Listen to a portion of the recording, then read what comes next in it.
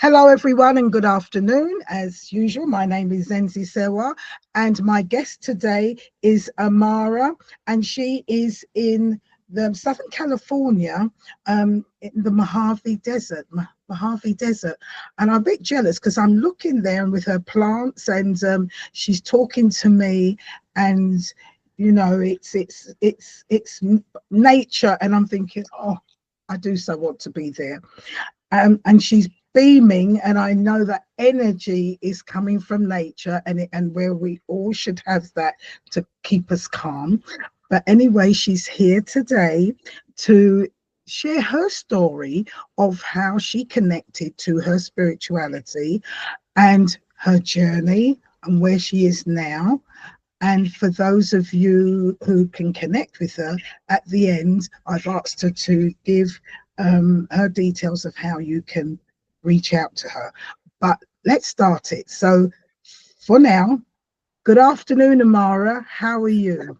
Hi, Zinzi. I'm great and good to be here. Good. Now, as I said, today you're here and to share your journey because so many of us all over the world are going through so many things. This is the time of the awakening, and we can be confused, we can be upset, we can be angry, hurt for so many reasons, and things we don't know how to handle.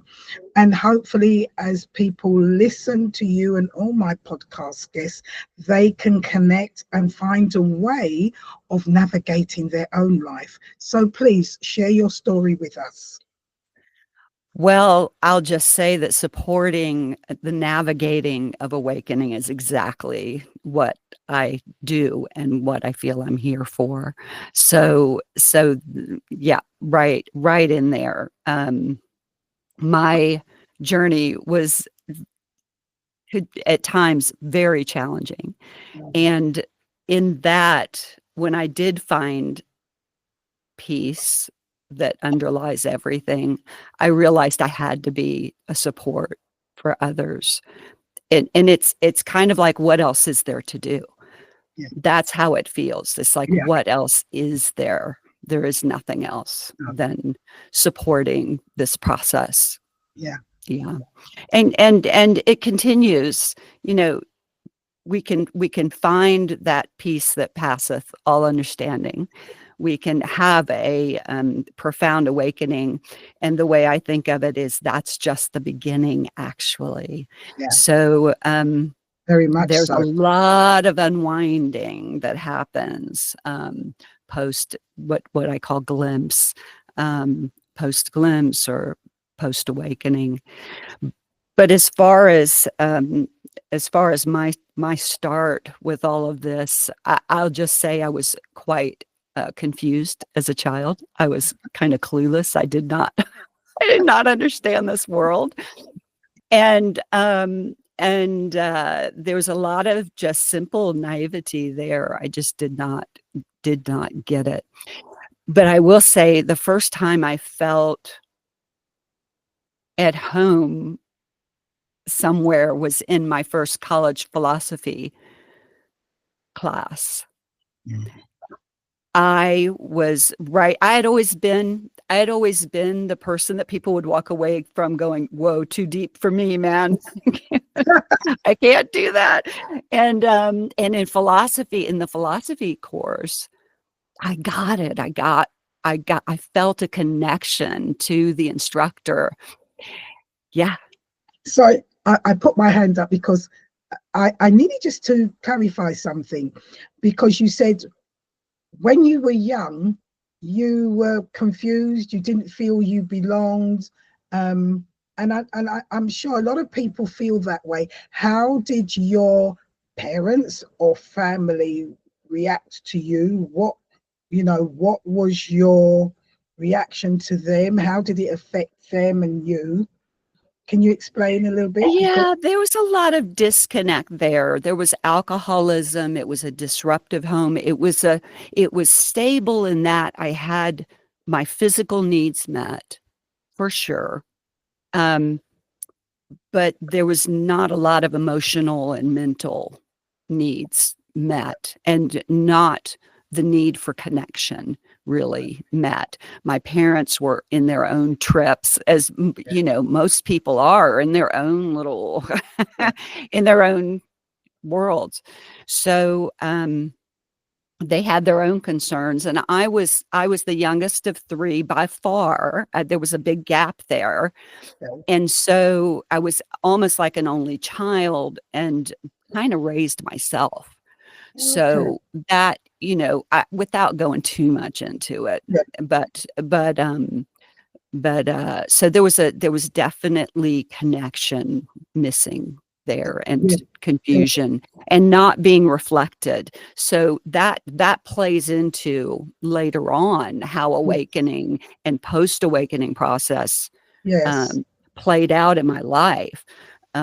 Because individuation is super important, and either has to happen before awakening or after. But that's a whole huge subject.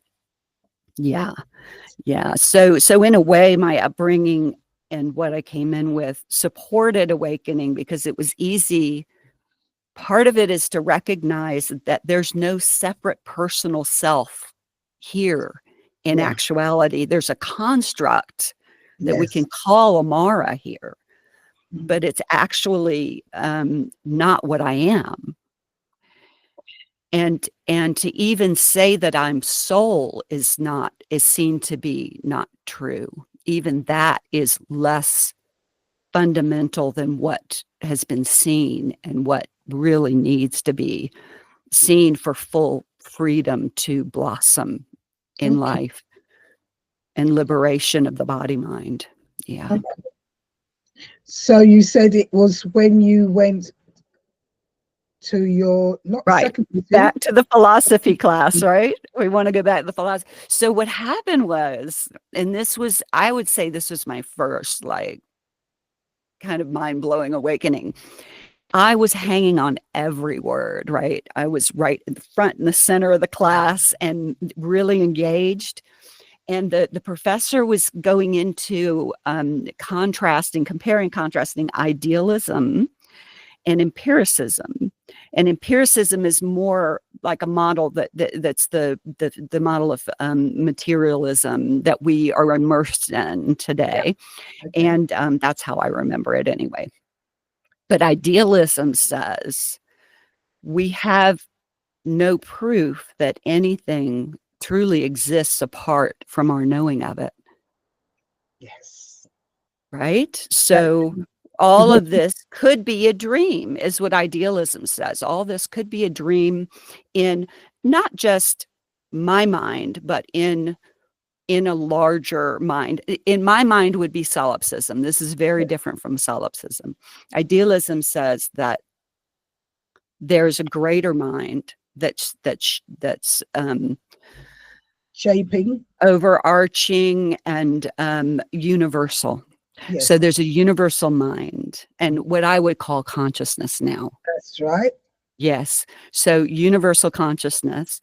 And this is all a dream within that mind. There are no separate, disparate, limited things out there There. apart from us. Um, Oh my goodness. So when I heard that, I took it in. I mean, I really took it in, and I felt like the rug had been pulled out from under me. I'm like, whoa. Oh, oh my goodness. That's true. I have no proof that there's anything out there. there. Yes. Right. So right then and there, I committed myself to finding a whole truth, something that couldn't be taken away. Yes. Right. I Because was so shattered yeah, inside. Right. I was because what you don't know. What you don't know. my little 20 something year old self. I mean, not even, I might have been 19. I needed something real to hold on to after that. I mean, I took that to heart, that Yeah. I really don't know what's true now. That What is was big. what is real and what's not real? What is and what is not? Yeah. And that Much takes a lot of investigation, right? That yes. takes a lot of sincere looking. a lot of sincere investigating. And so 30 years later, a lot of cul-de-sacs, a lot of wrong turns Oh, join the in club, so many ways. Yep, in so many ways. join humanity. And you know, and it would come in waves. I would be sincere for a couple of years, and then I would dip back down into, you know, getting lost in form and identifying and Yeah. then pull out again and be beyond that seeking. But sometime in my mid-30s, it really it really took hold, this seeking, and I started with A Course in Miracles. I don't know if you're familiar Oh, with yes. that, A Yes. Course in Miracles. And that really spoke to me, and it was my first kind of non-dual exposure Mhm. that says there's only one thing happening, and you're it. Yeah. What you are is it, not me as a person is it, but You are a what we co-creator. are. Yeah. So Yeah. you create how you want to live, want to be, and everything around you. Well, that, you know, that's kind of on another level. This goes way back to our primordial being. Mhm. That's what I was searching for. I wanted a truth that doesn't change. I couldn't have put I it in those understand. words then, but Because what I was seeking, you yeah, want what to I know was seeking, where it go starts. ahead. Sorry. You want to know where it starts, where it begins, what's been Yeah. happening. Because if What you don't kept me know the taken away. story, if you Mhm. don't know the story, the lines, how are you going to understand which path or which way to go? And Yeah. so, And so what am I prior to story? yeah, What am I prior to any story? yeah, Yeah. What am I before all of these appearances? yes, All of these appearances come and go and change. And I realized I can't be that because I don't come and go. Once I looked, I realized I don't come and go. But this came much, much later. mhm, What I am is ever present. And that's how it is that we're eternal. We that, are presence itself. And yes, so touching into that, nothing else would do. Nothing else would do.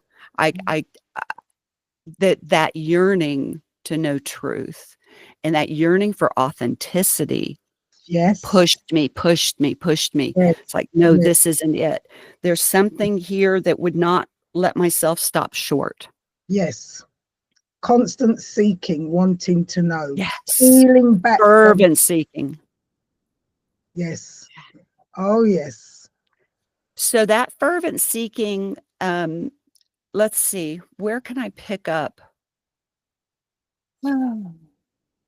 So that fervent seeking kind of climaxed in this year. It was 2013. A lot transpired, including a Kundalini awakening mhm, and 15 years of it working its way through my system. And that awakening, maybe I should speak to that because that awakening was kind of magical. And I don't want to give the impression that all awakenings are like what I've experienced because I think I needed I needed the 2x4 against the head to shock me out of the slumber. yeah, Even though I was fervently seeking, I also had a lot of doubt. yes, And so I needed a no doubt experience yes, or two or five yes, to to to shake me awake. yeah, So, right. So during that time of A Course in Miracles, this is 1992. I was also interested in channeling, diving into channeling, and so I got this book, Opening to Channel, and I'm going through it, and I come upon the first exercise, and the first exercise is to meditate and go in and call forth your higher self and mhm, have a conversation with your higher self.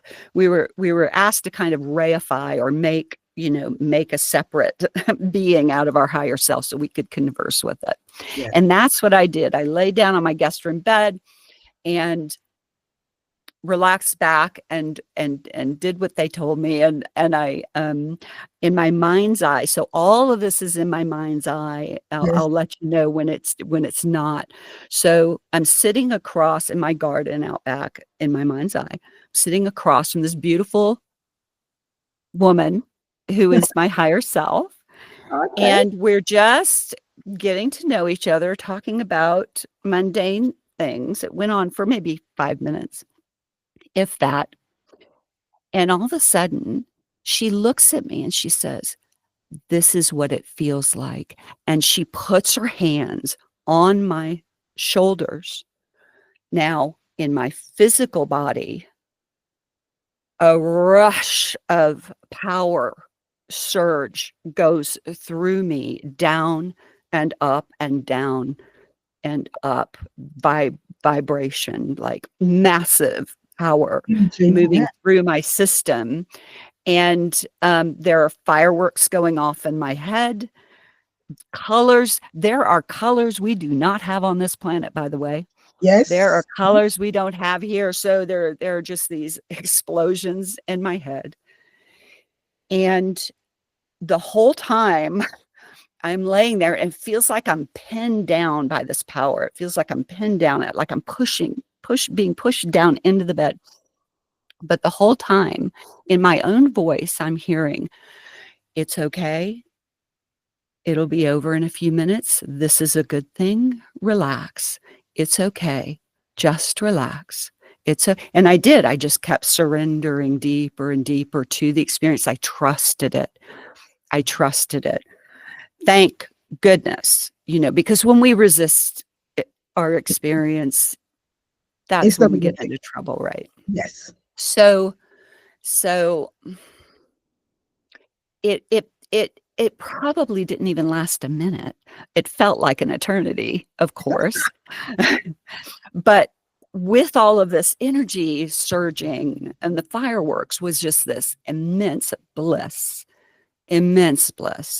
Just, I'd never felt this way ever, ever.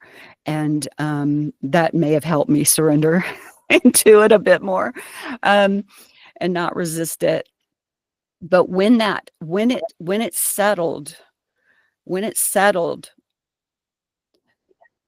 I it lasted a few the loveliness of it, the taste of it, the flavor, the fragrance, maybe I can say, lasted for a few days.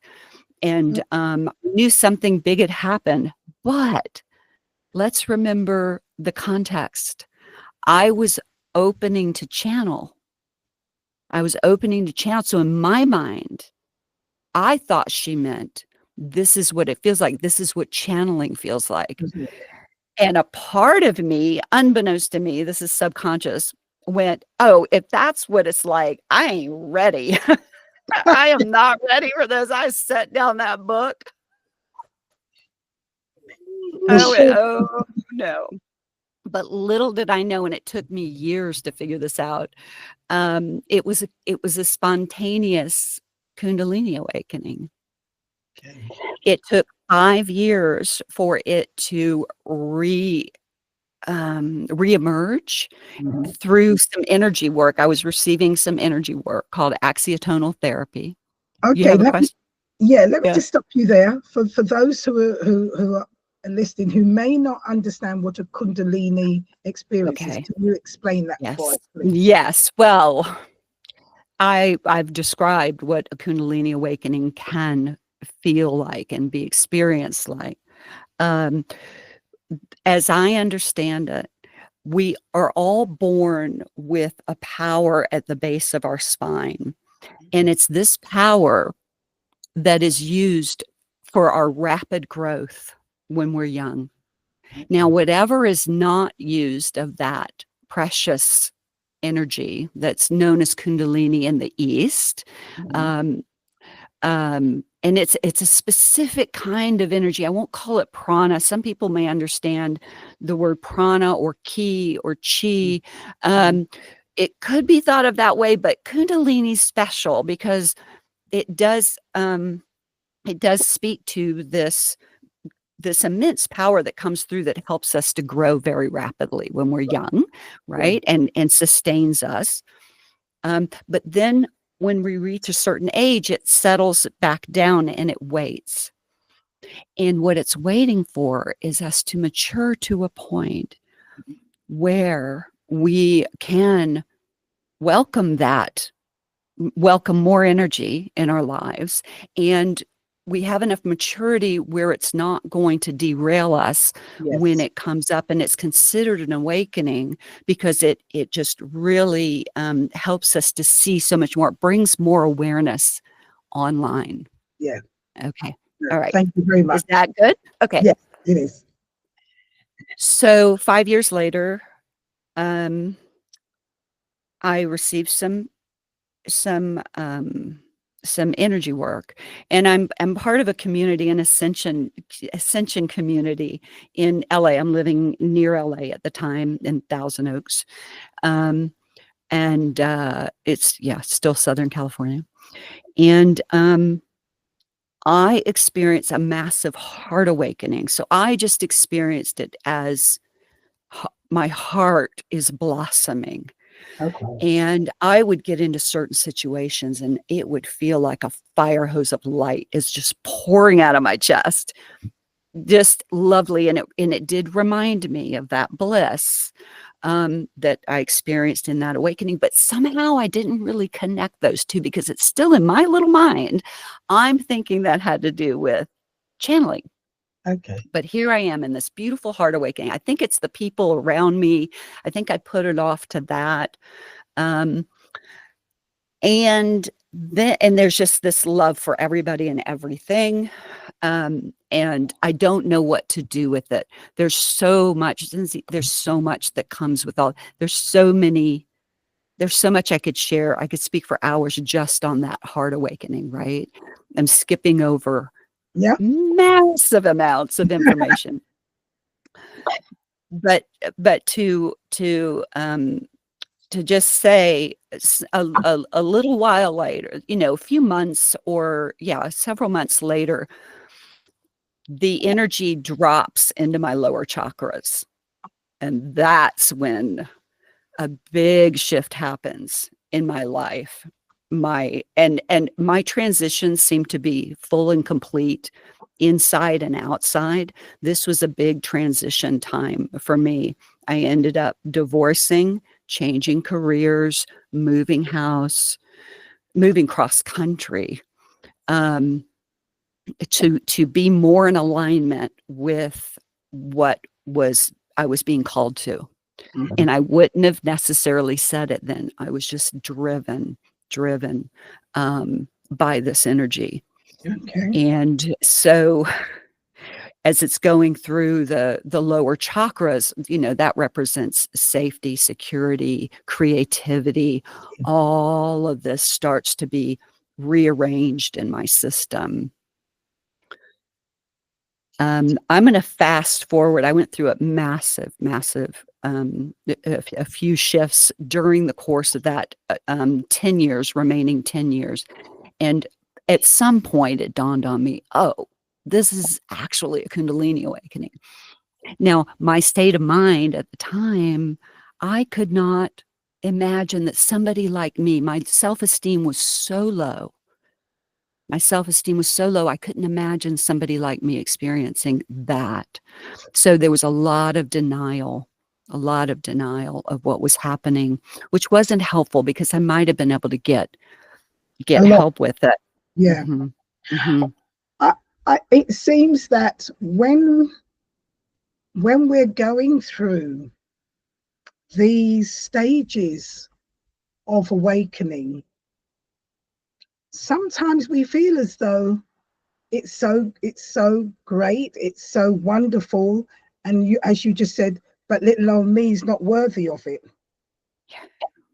And that is so sad because, and this is the lie that we've Yes. been brought, I say brought up, this is the lie we've been living for so long. And Yes. it's just Yes. being brought up. It's mankind through the ages. We have not been told, and we have um, not been encouraged to know who we are. So let me tell you, Zinzi, that is, you hit the nail on the head, and that is exactly why I do what I do, and I'm coming on to podcasts now and getting the word out. You know, further down the line, I heard a quote of the Buddha by Pema Chodron, and that was, everyone, every living being without exception has the possibility to awaken in this lifetime. Yes. Yes. And that, if I had one message to share, it would be that, because it may be that one thought, not me, not now, not this lifetime, maybe that one thought that holds someone back. I knew it held me back in a way, but there was just such seeking active in my system that, you know, it didn't hold up for long, but it did add a lot of confusion. Yes. Right. And I think it, as you say, because you're on this journey, it and I think we need to recognize that it's not just being on this journey. As we go the journey, we're asking so many questions, and we're exploring so many things: religion, the this, the that, what is said, who we are, and we're just this, where we're not, when we're this, and we don't realize, as I said before, we've been lied to and blinded Yes. to believe that we're nothing, when Yeah. we are nothing, but we are everything. Yes. Exactly. When we can So, hold that paradox, or when say we we can are let go. everything. Well, let's twist it around. I think it as we travel that journey, we need to understand that we are everything. And as we travel that journey, we then start to realize we're nothing, because we're part of the whole. And it's so Yes. important. You know, this I is would the even I would even offer a tiny reframe on that. What we are is everything. What we fundamentally are yes, is expressing as all of this. yes, And when we can touch into that, our true fundamental nature, yes, then it all collapses into there's just this. And everything's okay. yes. Everything's These okay. things. So what would you, here's the question. What, for the listeners, what would you give to feel a constant state of underlying well-being, no matter what's happening on the surface? What would you give? Because you're asked to give up a lot. It would Yes, seem we're actually not giving up anything, because there's anything. nothing there. Because we are everything. And so you Yeah. can't give up what you are. What you're not. Yes, what you are, exactly. Nothing You gets can't, given up that's real and true of you. Exactly. you So can't good. give up what you are. It's always there. Yes, we're But always and ever what we are. we have to change our concept Yes. Maybe of, even let them go completely. we That's have to what's really change our helpful, to concept and recognize what's a realize, concept and what's real. yes. Oh, yes. Yeah. I'm And we're really going to appreciating continue. connecting It's lovely. today. Okay. So where was I? Let's see. Okay, so I later realized that this was a Kundalini awakening, and it worked its way up through my chakras to my throat. When it got to my throat, I realized it's as if I was like a bullfrog. It was like the energy, I was holding the energy back. So it was working my throat chakra, and I was finding my voice in new ways, certainly walking through fears around using my voice, but I was holding it back. I was Yeah. resisting it because, oh my God, if this gets in my head, I am going to go crazy. What will it do when it reaches this, right? All subconscious. But when I looked at Yes. that, I'm like, Yes. oh, I'm actually terrified. I Yeah. didn't even realize it. I didn't even realize it, but I had to look and see, oh, I'm terrified for it to go in my head. And then I started working with that terror. And in recognition of it, I ended up calling out to the guru of a friend of mine, the only living saint that I knew Yeah. through this. And I had heard all along the way, only a guru can calm the kundalini, only the guru can, a true guru can Yeah. can tame this power. Kundalini. And I had dipped in experienced a dip in my trust in it. Yeah. And this is another thing I will share for anyone experiencing a kundalini awakening. It is intelligence itself. It is the resistance to it that creates the problems. So if you can develop trust in it, very, very important. I did not have that trust because I did not have that kind of direction. So I called out, and it was getting intense. And it's like it was slamming, wanting to go into my head. And I'm like, no. And I called out to Mata Amritananda Maya Devi, the hugging saint. You might know her as the hugging saint. I don't know. Maybe some of your listeners know her. She's a tremendous humanitarian on the planet, recognized as a saint. I called out to her and said, help me. I just was on my knees. Help me. Help me. And immediately, Zinzi, immediately the energy widened and softened. It was amazing. It was amazing. And there was just this gentle bliss, just this gentle bliss. So I knew I needed to meet this woman. I think I need to meet this guru. I was never a guru type. I didn't trust teachers at all in any case. I'm autodidact. I did everything I'm going to do it myself. And this Yes. raised, I'm going to do it myself. But this was quite impacting, right? So as soon as she came to the United States, which was every June, she would come to the United States. She would come in the fall too, but June was when she would come. I met her. I went with my friend to see her guru, and I fell in love with her. She would sit for, oh my goodness, 15, 20 hours sometimes, hugging one person after the next, after the next, after the next. At this point, she's in her 60s, mid 60s, maybe. Okay. She's hugging over and over, and I'm just watching her. And with one person, she'll be crying because they're in some kind of suffering. Yeah, because she And can then the next, anything. yes, and then the next person, she's beaming and laughing with them and just in love with them. And just so much love was pouring out from this woman. So with that, I took initiation with her, which just meant taking a mantra and agreeing to use that mantra. Mhm. And I felt very supported by her and with the rest of my process. So I'm gonna and she's an amazing being, and I highly recommend anyone who can meet her. 7 years later.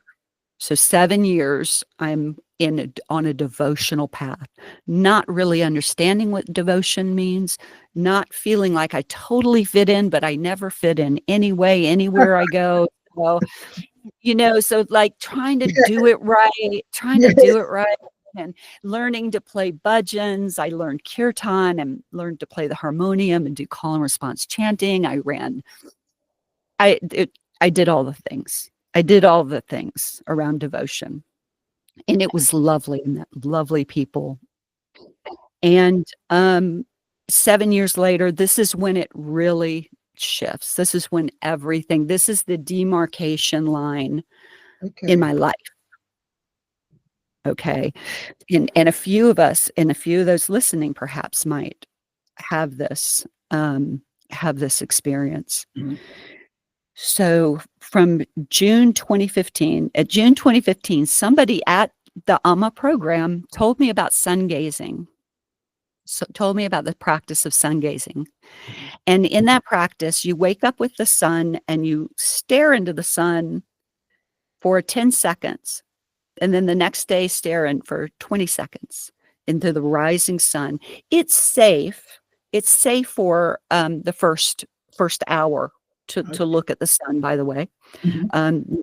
No UV light is getting Mhm. through all of Yeah. that atmosphere, right? So I began sun gazing that June of 2013. And that was quite a year. I increased my time of sun gazing every day by 10 seconds. There's an app for that. And I ended up 36 minutes staring into the sun every morning. And over that year, I ended up a year later. Over that year, it had expanded. My practices had just effortlessly expanded to waking up a couple of hours before dawn, chanting, meditating, praying, contemplating. This turned into a massive practice. I had never had a practice before like this, ever. And here it was, just effortlessly doing itself. Yes. And it was there were a lot of insights that came, and it was just magical. But one day it just stopped. And it stopped after I had made a declaration. I would give anything to know the truth of my being. I was feeling such inauthenticity. I wouldn't have said that then, but looking back, what I was experiencing is the pain of inauthenticity, the pain of not being able to be myself because I didn't know myself. And I said I would give anything to know the truth of my being. And what would arise would be, oh, you'd give up your daughter. Oh, you'd give up your your business you'd built over 18 years from nothing. Oh, you'd give up your land. Oh, and with each thing that arose, I would release it painfully, but truly, sincerely release it. Yes, even that I would let go of, even that. And so what happened is I got down to each day I would release something else, and I got down to my very life. I don't want to live. I don't want to live without knowing what I am. I was not suicidal, No. but No, I can it was understand. just very clear I can't do this life like this. Yeah. I cannot do this life like this. It was like I was in a pressure cooker of this sense of inauthenticity and not okayness. The not Yeah. okayness was too big. So after that, all the practices just stopped. It was really strange. And I'd sleep in and I'm like, okay, well, I guess that's all done. And one morning, it was July 2nd, 2014. Before I even opened my eyes, I woke up with an inquiry. And that inquiry was I saw myself in all these different guises arrayed before me: higher self, lower self, personality, body, mind, soul. All of these were laid out in front of me. Of you. And the in my mind's eye, and the question arose, who am I in all of this? Yes. Yes. Because there are Yeah. all these different factions, Yes. It's like, all where these am I in all of this? all these What different is bodies, and yet Yes. they're one. And only confusion, Yeah. right? There was just confusion wanting to be met. Mm. And so I had just reread the Power of Now by Eckhart Tolle, and he talks about the witness. And for me, again, my insecurity said, I can't be the witness, so I'm going to make a witness, and I'm going to move into this witness and figure this out. So here I am. I'm moving into this witness self that I've created now. I'm halfway to moving into this witness self, and I'm like, wait a minute, how did I create this? And what am I moving from? And as I turned around to look, in my mind's eye, I turned around to look where I'm coming from. Yes. All of these selves are seen through as constructs. They're empty. They're completely empty. And as if they can't take the strain of truth, they completely implode. Yeah. They just shatter, and there's nothing left. Nothing. No. Nothing. What you're saying is that these different constructs are all the things that we have created, but and we've taken ourselves to be. All these things I had taken myself to be were seen through as empty. Yeah. They were like wire armatures, and they collapsed. And Zinzi, all that was left was aware stillness. The universe. There's just aware stillness, not even the universe. There was nothing. There was nothing. There was no world. There was nothing. There was nothing. There's just awaring, knowing, awaring. That's all that was there. Awaring, knowing, awaring. No Amara, no world, no nothing. Then there was laughing, appearing to that awaring. There was laughing happening. Laughing was happening. And then there was getting out of bed happening, appearing to that awaring. Okay. And then for the longest time I stood, go ahead. Laughing at the constructs, laughing. But no, there was none of that. No. There was just laughing, pure laughing. It's laughing at now being aware that all these other things are nothing. I'll just say, Zinzi, there wasn't any of that, because none of that existed. That's it. There was just laughing. There was only laughing in experience. That's all that was appearing, was laughing. And now we can look back and make a story about it, but that's us looking back and making a story about it. How did you feel about that laughing? There wasn't there was no feeling. There was nobody to feel anything.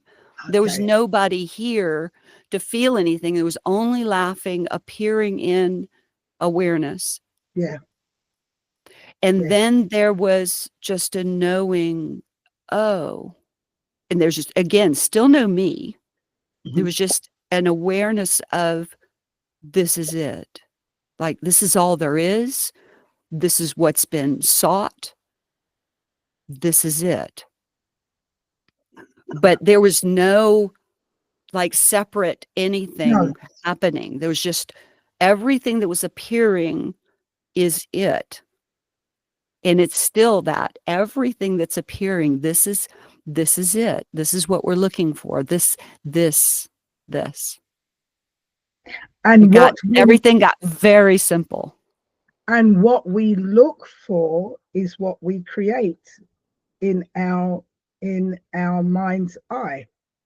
It's possible, but what's looking? Yeah, exactly. What's looking for anything? Anything. Right? That's the question to ask. What is it that's looking? So everything got super simple, and then the mind comes in to play. To reconstruct, not immediately. It took days. There was just a simplicity for days. And then, I can look back and see what happened. I didn't know what was happening because I didn't even know what happened. I had no clue what just happened. But eventually the mind came in and reconstructed a me. an Amara construct that Yes. was then re-identified Portraying as you, right. and you are that nothing, and yet being constructed into this. Yeah. And so one way to look at it too, yes, yes, yes. There's a reassembling of the Yes, construct, yes, Amara, right? yes. But then if that would have been fine, but then the identifying with the construct came Okay. in, right? Uh-huh. But everything had changed. There was no truly going back to actually being No, identified. that's right. Yeah. Because you had now, I'd it had seen all crumbled. all of it, all of it. It had all been washed away, crumbled away for you to see that this is it. This This is is it. all there is. It's just so simple. This is So all there simple. is. Yeah. Yeah. So there was a lot of peace, but there was also a lot of misalignment because my Mhm. life had been lived because it had been lived to a certain degree of inauthenticity. There were a lot of things out of place Yeah. in my life. And so there was a transformation inside, and then that would be reflected outside. So again, a whole life transformation, again, divorce, again, changing careers into doing what I'm doing now. So this was, keep in mind, this was 11 years ago. It took good 7 years before Yeah. I could even consider holding space for others who were in this process. There was a lot of deconstruction that had to happen, outer and inner. And then there were subsequent glimpses and shifts there. So we could go on for hours with all Yeah. of that. But over those first few years, especially, well, up to about a year and a half ago, there was a significant shift just a year and a half ago. So it's awakening is a shift in identity. Actually, it's a letting go of all identity eventually, and knowing ourselves as just this, we could say a wearing presence, but then it also, yeah, it gets a little tricky from here, Zinzi, Yeah. to speak about without a lot of time. Time, yes, because I'm sitting down and my mind is going, and I can understand when you are saying that when that happened, everything collapsed. Yeah. And of course, for want of a better, perception changes. And then I'm thinking, okay, then the mind, the consciousness comes in and starts to reconstruct Amara.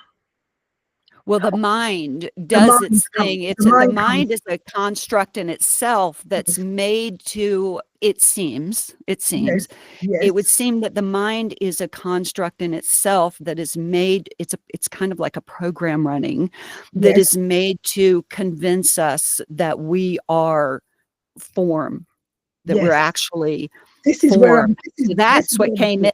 Yes, Consciousness, however, universally, universal consciousness, mm, which can't be touched or tasted or smelled, but is so here, it's yeah, not form, it's no, not in form, it's what's prior to form. yeah, Whatever I am,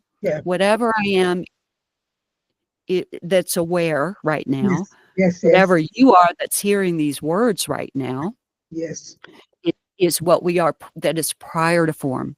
yes, So it's what form emerges from, and you can come. The beautiful news is we can come to like know that without a doubt. It just takes sincerity in wanting to see, and and you have to see for yourself. All belief goes out the window. it does. Belief is helpful here. We want to see for ourselves, and with that we use inquiry, and that's why my practice is called freedom through inquiry. We use inquiry to tap into our inner knowing, Yeah, that then there's no doubt. Then yes. there's no doubt. Yeah. Yeah. It's deep. Because I'm going right before spine, and then I'm in the brain, and then it's this, and then it reconstructs, but yet what We're is, not that. Yes. they're not that. And then I start to ask myself, then we're not that, but here this brain is like a computer. It's like an AI, but that's been set there Uh-huh. to work certain things to make us feel that. But this thing, although it's there, is not that whole. Yeah. And It it gives, appears to it and within it. And in a yes, way, the mind gives us experience. It yes, is what constructs yes. It's for us to have the experience experience. in Yes, my definition of mind. Okay. because the mind holds all those things that we go through and we experience and then formulates it into something. So when we're aware of that, and this is why they say we are not our mind, we are not our Yes. body. We're back here We're right noticing there. all Yeah. happens in the mind. Yeah. This thing is holding information of the actions that we've had experienced, and then it constructs accordingly to that experience. And it's just an experience because we are Yeah. all this. This is We're AI. what's knowing it all. We're what's knowing it all. Yeah. Yes, this is AI. It could be thought of that way. Yeah. Yeah. Yeah. But it's all appearing in consciousness rather than a computer. Yes, yes, yes. Yes, yes. Mhm. So Because it's organic in that way, and it's so much more than what we can even, yeah. But and at the same time, it's so very simple. When we come to just rest back as this that's aware, that's the first step. And we get a perspective. We de-enmesh from form in a way, but that's a step. That's a step because then at some point it all comes back down to one thing because because it Shanti. and starts again. Well, it collapses in our experience. Brilliant. Then one thing, because I'll just say this, that Shanti, a well-known teacher, has a term for that. It's when we extract ourselves, when we know ourselves to not be form, and Yeah. we're what's knowing form. That's kind of an enlightened duality. Okay. But there's the next step of, oh, everything is me. That's right. Everything is what I am. And that then a collapse comes, and then it's true non-duality. Yes. Then there's more after that, believe it or not. Yeah. There's even more shifts Yes. come after that. Oh Yeah. my gosh. It's quite the journey. So you can see some hand holding is helpful in this because it's such a radical Because it never letting go of stops. what we've seen. It's a continuous process of experiencing, of understanding, of seeing what there is in this sense, and then it stops because we never change. We are all this. We never, What we are never changes. what Yes. we are That's never a change. good pointer. A good Yeah, pointer, a pointer that takes us back to recognize what we are. We're right. what never changes. Yeah, and we are eternal. And, That is, yeah. But we're and prior to time. yes, We're prior to time. But yeah, go ahead. and what I can see is that it's just there, stop, there, stop. It's just what can be, what is possible, what we can do, but we are this. Somehow, all at the same time.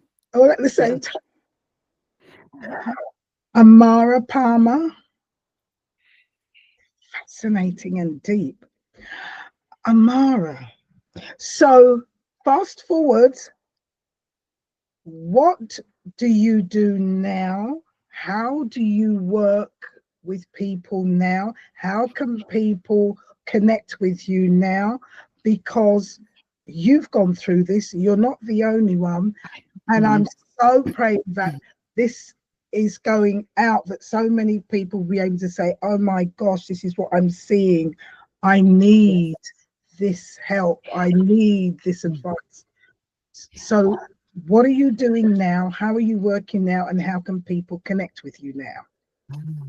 But for some reason, the word empowerment is really coming into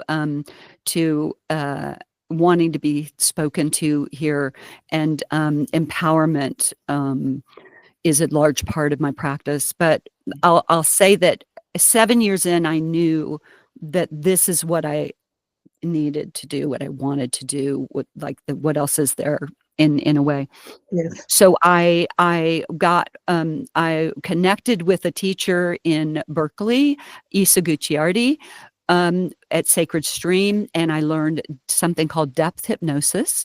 This gave me a beautiful container within which to work with people. It's a combination of shamanic practices, shamanic tools, depth psychology, hypnosis, energy medicine, and there's one more thing that I always forget, but that's here. Oh, hypnosis. Yeah. Did I say hypnotherapy? Yes. So it's all of those. Buddhist psychology. Mm-hmm. So there's some understanding of the Buddhist perspective here, and practices and tools. So I practice depth hypnosis, but I also practice something called somatic inquiry, where we go into the body and see those triggers, those places where we feel like somebody says something and we feel like we've been kicked in the gut, and it's like, what the heck is that? Yeah. So these are all places that the body mind can be liberated. What we are is ever and always free. The only thing that's liberated is the body mind, to allow us to live and be that freedom that we are on this plane of experiencing. So that's what I support, is releasing the tensions held in the body and in the mind. We have tensions in our mind, fixations. So we go in and address those with loving, non-judgmental awareness. And so I teach people to lean into that discomfort that might be showing up in the body, and we meet what's there. We only ever want to just meet what's here with loving awareness, and awareness is the one true healer. So that's what I do with others. I also bring in sound. I have the certification in sound therapy, and I have a whole sound studio with the bowls and the gongs, and I'm just loving that aspect of it. It's so gentle. Yes. It's so gentle, and sound is such a beautiful pointer too. It allows for a lot of pointers to our true nature. Yeah. So I'll just say I offer 2 free gatherings a month. The second Saturday of every month is a sound immersion. It's called Alchemy Sound Immersion, and all this is on my website.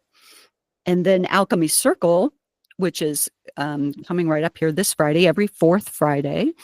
I offer Alchemy Circle, where we do a meditation. I offer pointings to our true nature. And then we come back and we work with anything that's resisting what is, because we just want to be simply with what is and welcome what is. So that's kind of it in a nutshell. Yes, those are at no cost. I do take donations, but not expected. No cost gatherings, and been doing those for years. And beautiful, beautiful souls show up for these gatherings. And my website is freedomthroughinquiry.com, or amarapalmer.com takes you there as well, whatever's easier for you. Okay. And I have resources on my site, and a few videos. I'm increasing my video presence. I'm working on a series right now on inquiry, the fundamentals of inquiry, a video series. So that'll be up soon. Yeah. Thank you. So I hope everybody's got those websites. If not, when I do release this video, they will They're right up Yeah, with each other. please.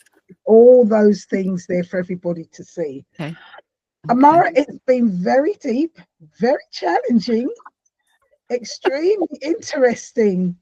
And you said early on about you went through the heart opening, and there's a lot there, and maybe you can come back to do another podcast with me with regards to talking about the heart opening. I'd love to. I'd love to. That would be Yeah, fun. Have a yeah. nice little focus because this was so broad No, and it was a lot of so words.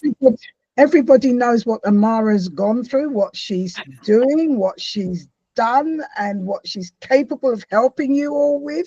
So please, you've heard the website, and as I say, when I release this, it will be all there for you to take heed of. But I'm sure I'm going to ask Amara to come back, especially to talk about the heart opening, which is so important as we go through our journeys of life.